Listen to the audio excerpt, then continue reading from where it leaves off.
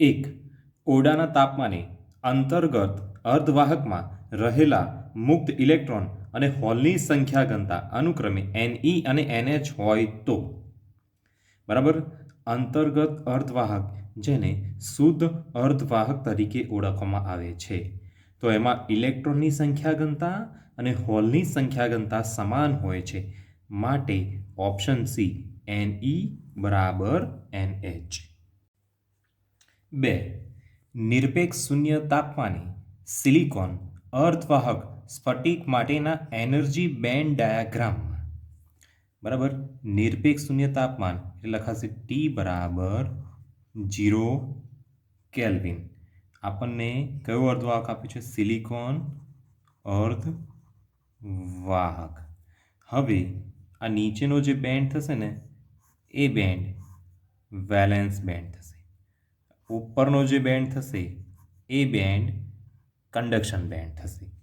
તો આ જે વેલેન્સ બેન્ડ હોય ને એ સંપૂર્ણ ભરાયેલ હોય, જ્યારે આ કંડક્શન બેન્ડ હોય એ કંડક્શન બેન્ડ સંપૂર્ણ ખાલી હોય. બરાબર. તો આપણે ઓપ્શન જોઈએ તો વેલેન્સ બેન્ડ સંપૂર્ણ ખાલી અને કંડક્શન બેન્ડ ભરાયેલી હોય છે. તો ખોટી વાત છે. કંડક્શન બેન્ડ સંપૂર્ણ ખાલી, ચલો આ ઉપરનો બેન્ડ કંડક્શન બેન્ડ ખાલી છે અને વેલેન્સ બેન્ડ સંપૂર્ણ ભરાયેલી હોય છે, એટલે આવશે ઓપ્શન નંબર બી. 3 વાહક, અર્ધવાહક અને અવાહક પદાર્થોની બેન્ડ ગેપ અનુક્રમે Eg1, Eg2 અને Eg3 છે. તો આ ત્રણેય બેન્ડ ગેપ વચ્ચેનો સંબંધ તો વાહક માટે છે Eg1, અર્ધવાહક માટે છે Eg2 અને અવાહક માટે છે Eg3. તો આપણને ખબર છે સૌથી વધારે બેન્ડ ગેપ કોની વચ્ચે હોય? અવાહક, પછી અર્ધવાહક ને પછી વાહક. એટલે સૌથી ઓછું વાહક, બરાબર, પછી તેનાથી થોડીક વધારે અર્ધવાહક અને અવાહકની સૌથી વધારે, એટલે option number C Eg1 less than Eg2 less than Eg3. 4 silicon અર્ધવાહકની વાહકતા ક્યારે ઘટે છે? આપણને ખબર છે તાપમાન વધે તો વાહકતા વધે અને તાપમાન ઘટે તો વાહકતા ઘટે છે. ઓપ્શન ડી તાપમાનમાં ઘટાડો કરતા.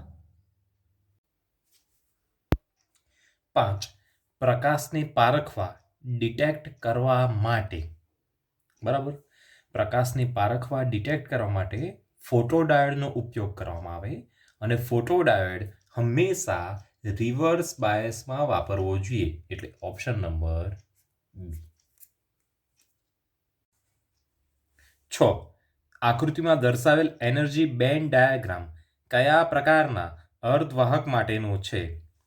વેલેન્સ બેન્ડની ઉપર એક આ ઉર્જા સ્તર આવેલું છે, બરાબર, અને વેલેન્સ બેન્ડની નજીક છે, એટલે આ એ પી પ્રકારનો અર્ધવાહક છે. 7 ખાલી જગ્યા અર્ધવાહક રચનાને કાર્યરત કરવા ફોરવર્ડ બાયસ આપવું પડે, બરાબર. તો લાઇટ એમિટિંગ ડાયોડ એટલે કે એલઈડીને કાર્ય કરવા માટે ફોરવર્ડ બાયસ આપવું પડે.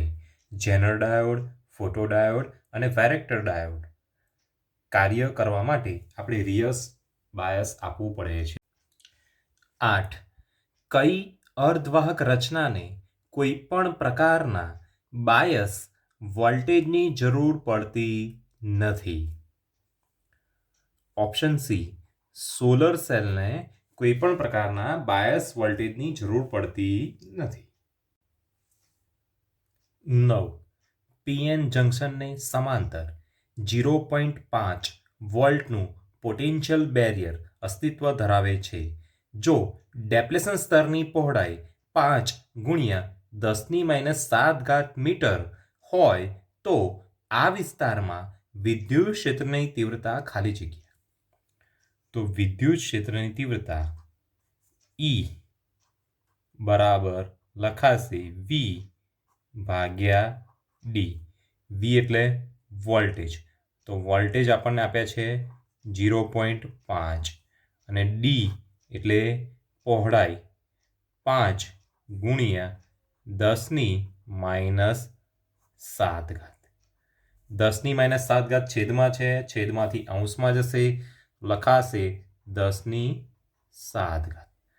5 એકા 5 લખાશે 0.1 ગુણ્યા 10⁻7 ઘાત બરાબર 1 ગુણ્યા 10⁶ ઘાત વોલ્ટ પર મીટર.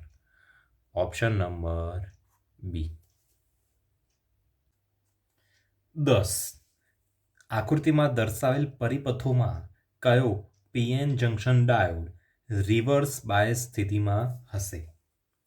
એ ડાયોડ D1, તો આ થઈ ગયો પોઝિટિવ, આ થઈ ગયો નેગેટિવ. પોઝિટિવની સાથે પોઝિટિવ, નેગેટિવની સાથે નેગેટિવ. બરાબર, એટલે આ તો ફોરવર્ડ બાયસમાં છે. ચલો બી, અહીંયા 5 વોલ્ટ છે પ્લસ, અહીંયા છે -10 વોલ્ટ. આ પોઝિટિવ અને આ નેગેટિવ.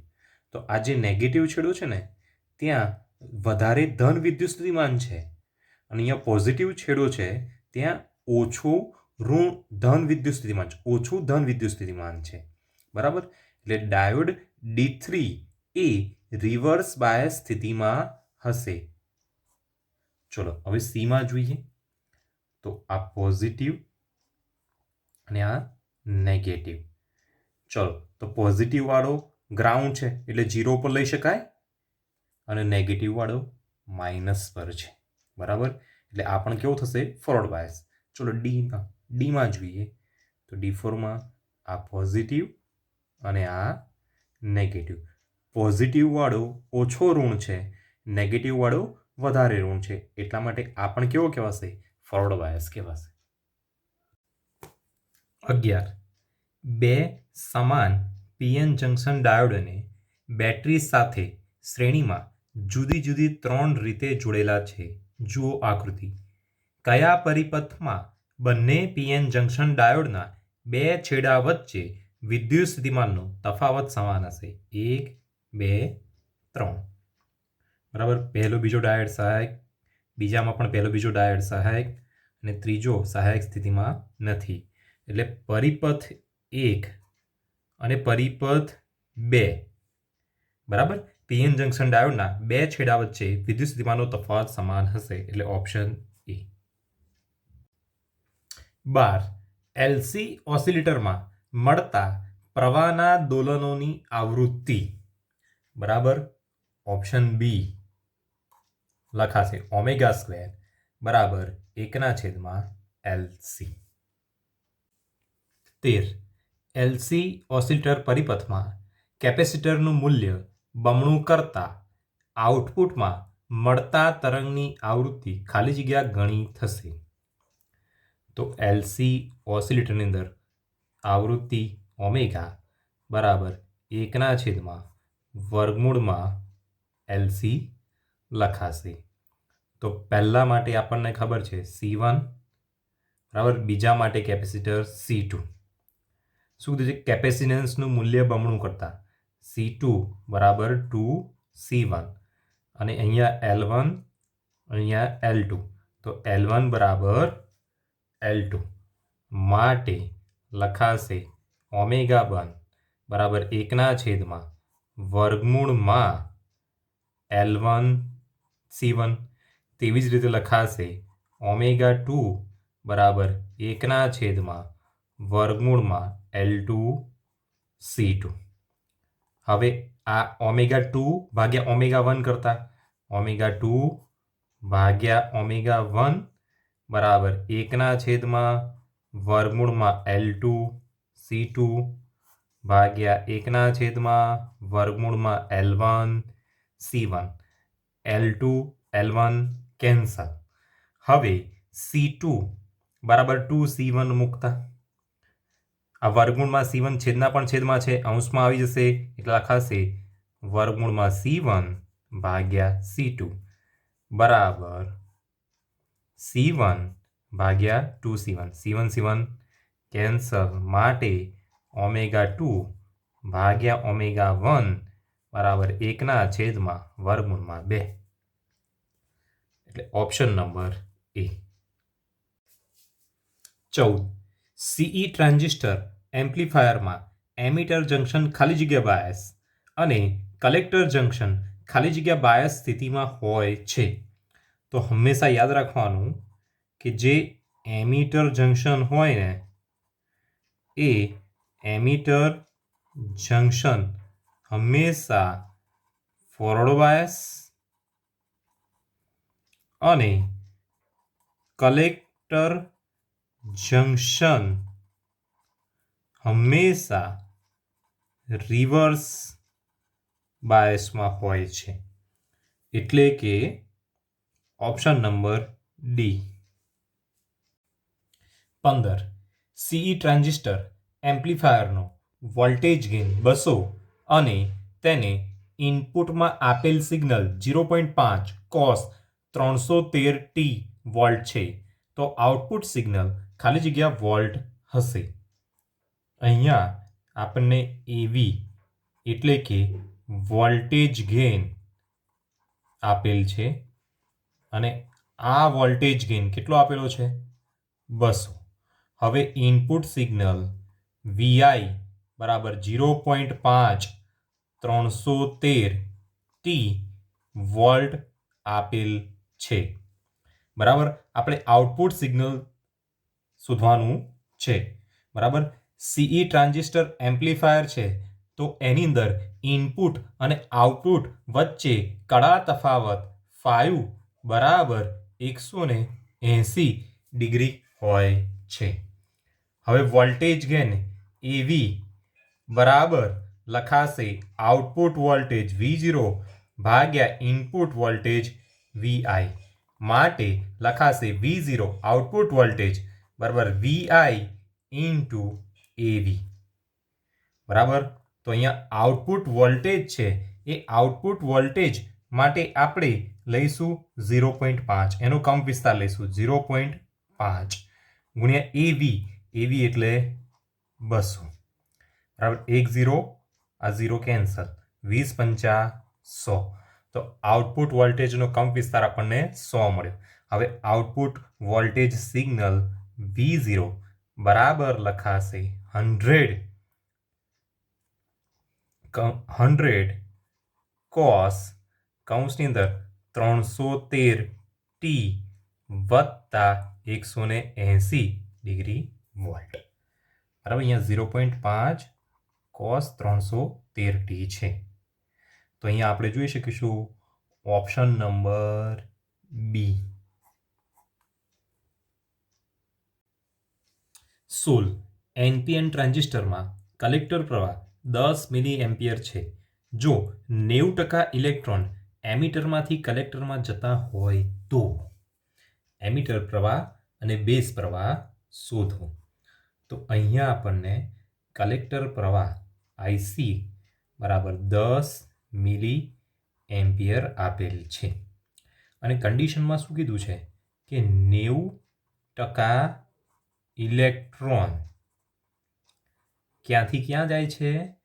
એમિટરમાંથી કલેક્ટરમાં જાય છે.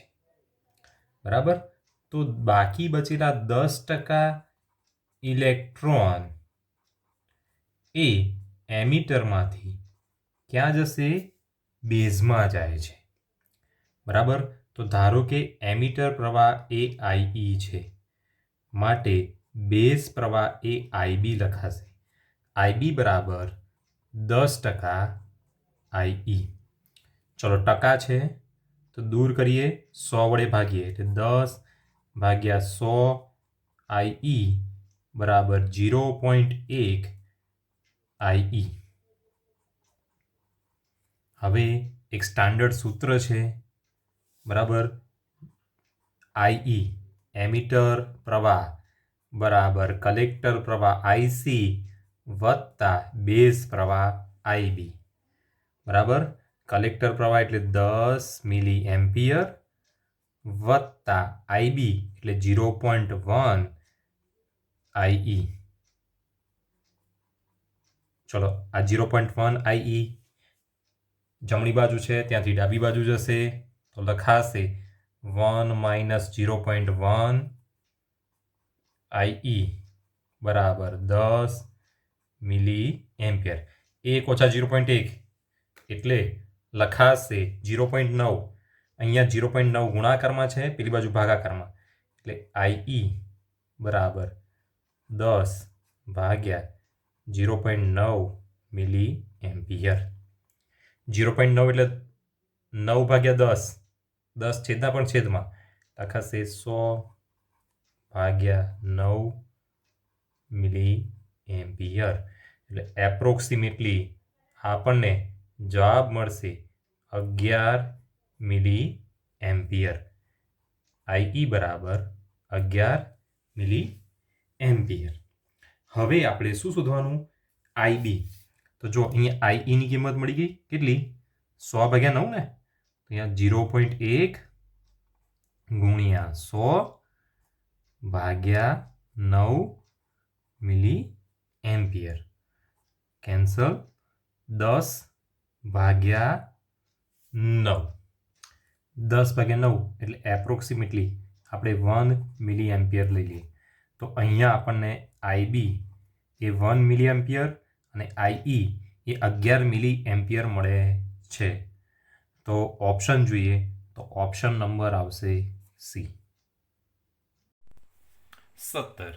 સીઈ એમ્પ્લીફાયરના ટ્રાન્ઝિસ્ટર માટે આલ્ફા બરાબર 0.99 છે. તેનો ઇનપુટ અવરોધ 1 કિલો ઓહ્મ છે અને લોડ અવરોધ 10 કિલો ઓહ્મ છે. આ પરિપથનો વોલ્ટેજ ગેઇન શોધો. તો અહીંયા આપણને આલ્ફા બરાબર 0.99 આપેલ છે.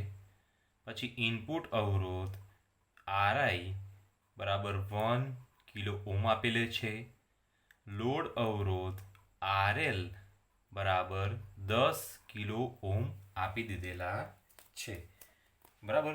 હવે આપણે આલ્ફા પરથી બીટા એટલે કે પ્રવાહ ગેઇન શોધીશું. તો બીટા બરાબર આલ્ફા ભાગ્યા 1 માઇનસ આલ્ફા.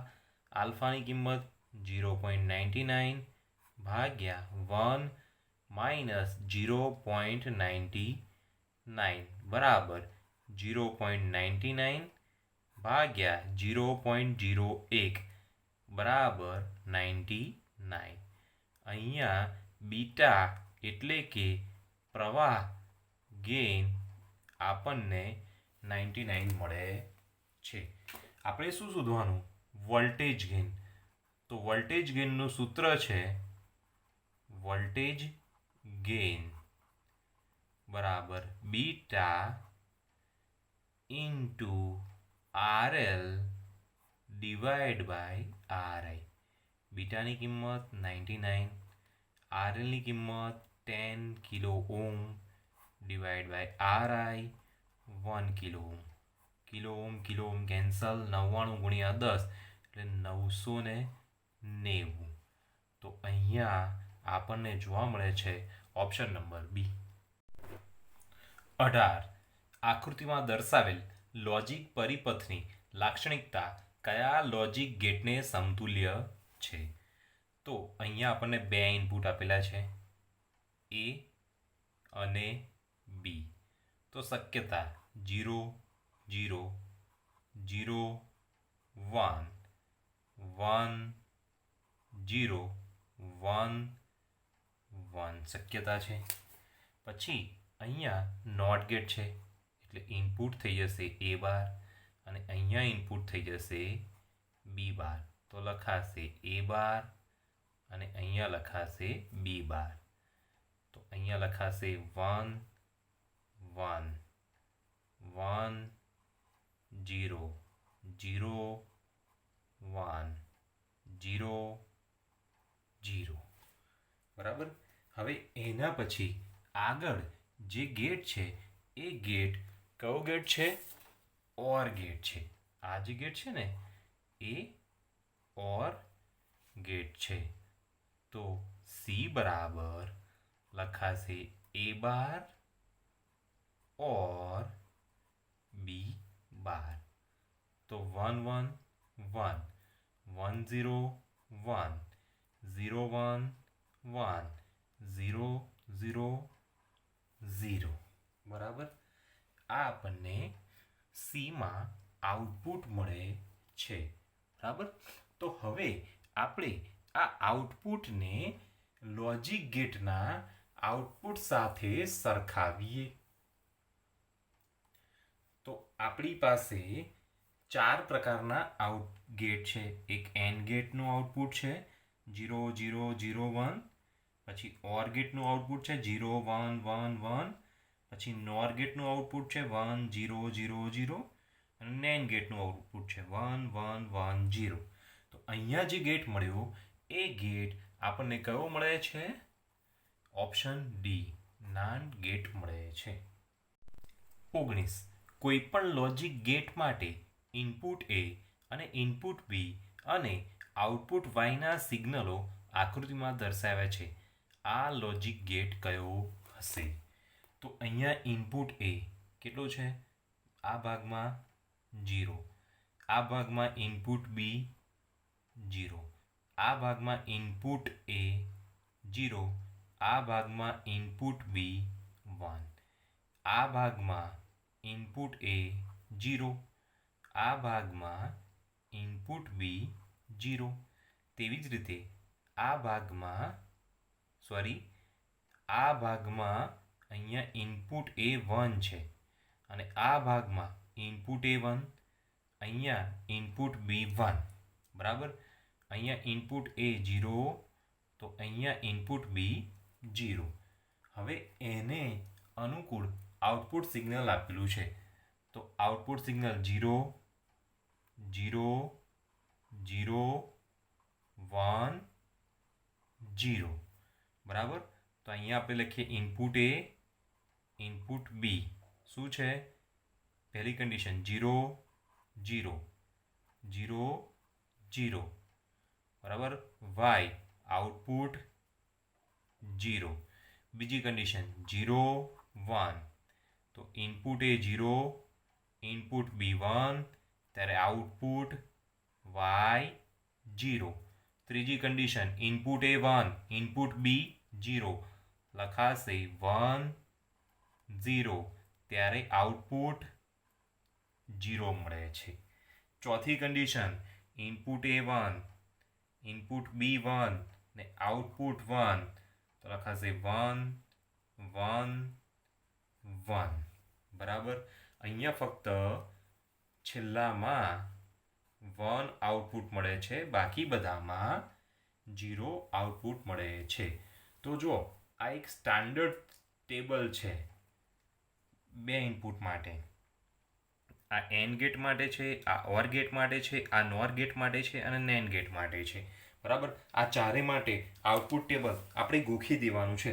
તો એમાં જોઈએ તો 0 0 0 1 કયા ગેટ માટે છે? એન્ડ ગેટ માટે છે. માટે અહીંયા જે આપણને આઉટપુટ આપ્યા છે એ લોજિક ગેટ કોના માટેનું છે? એન્ડ ગેટ, એટલે કે ઓપ્શન બી માટે છે.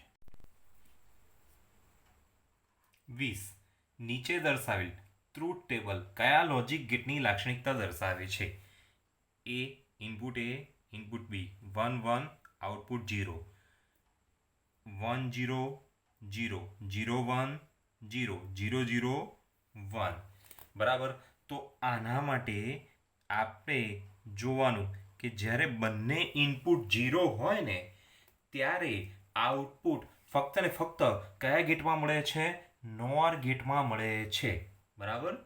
તો આવા જ્યારે પ્રશ્નો પૂછાય ને તો એ દરમિયાન આપણે આ ટેબલ તૈયાર કરી દેવાનું. 2 ઇનપુટ એ બી 0 0 0 1 1 0 1 1. એના માટે એન્ડ ગેટનું આઉટપુટ, ઓર ગેટનું આઉટપુટ, નોર ગેટનું આઉટપુટ અને નાન્ડ ગેટનું આઉટપુટ. તો આ ટેબલ તૈયાર કરી દો તો આવા બધા જ પ્રશ્નોનું સોલ્યુશન મળી જાય છે.